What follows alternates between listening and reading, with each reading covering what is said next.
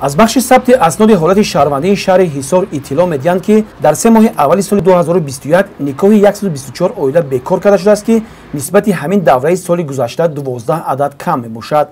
از این شماره 88 جفت در اساس حلنامه سود و 36 جفت با راضیگی همسران بکار کرده شده است. از طرف اویله‌های جوان که تا 1 و 2 سال زندگی کردند به بخش ثبت اسناد حالت شهروندی عریضه عاید بکار کردن نکاح پیشنهاد کردند. از این کارمندان بخش ثبت اسناد حالت شهروندی و شعبه کار با زن و اویله نزد مقامات اجرایی حاکمیت دولتی شهر حصار در محل با ساکنان جماعت و دهات عاید بکارشوی عقد نکاح اویله‌های جوان عاقبت‌های نکاح خشتباری کارهای فهماندهی می‌گذرانند. پاش نخوردن این اویله‌ها صحبت‌ها می‌گذرانیم.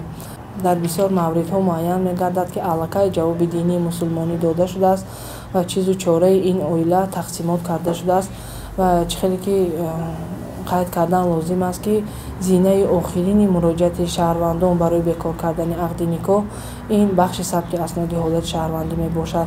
امروز باید در خود محل ها، شورای زن ها، شورای جوان ها کوشش زیاد به خرج دهند که با این اویله ها سری وقت کار کنند و پیشگیری کنند. در بخش و در تمام جماعت و دهات شهرک عاید پیام اساسگذار صلح و وحدت ملی پیشوای ملت محترم امامی رحمان دایر بر رشد اویله و مناسبت‌های اویلوی، پیشگیری نکاح‌های خشتباری، پیشگیری پشتخوری اویله‌های جوان، بلند برداشتن معرفت روزگارداری، یک چند واخوری و میز مدور تشکیل و گذرانده شده است. عامل‌ها نهایت زیاد میباشند و این عامل اساسی آماده نبودن جوانان به حیات مستقلانه، دخالت شخصی سیوم و از جمله بفرزندی می باشد که سالهای زیاد با هم زندگانی کرده صاحب فرزند نشدند و مجبور می شوند به بخش ثبت اسناد حالت شهروندی مراجعت کنند عقد نکاحشان را بکار کنند. کارمندان بخش ثبت اسناد حالت شهروندی و شعبه کار با زن و اویله نزد مقامات اجرایی حاکمیت دولتی شهر حصار برای پیشگیری چنین عامل‌ها به شهروندان توصیه می‌دهند. همچون متخصص مصلحتی ما با این اویله های جوان اساساً با جوان دختران می باشد که صاحب معلومات باشند و حرمت و احترام در اویله باید همه وقت باشد. حرمت و احترام پدر و مادر، وقتی که حرمت و احترام مهر و محبت هست یگان اویله ویران نمیشد و مقدسات اویله رو باید از بین نبرند.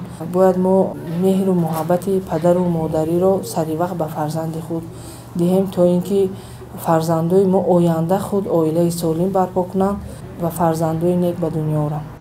آبادی وطن از آبادی هر خاندان و اویله ابتدا میگیرد. از این رو می‌سازد که درباره سالمی جامعه پایداری اویله ها تلاش ورزیده برای هویت ملی بقای دولت هر یک نفر جامعه شهروندی سهمگذار باشند.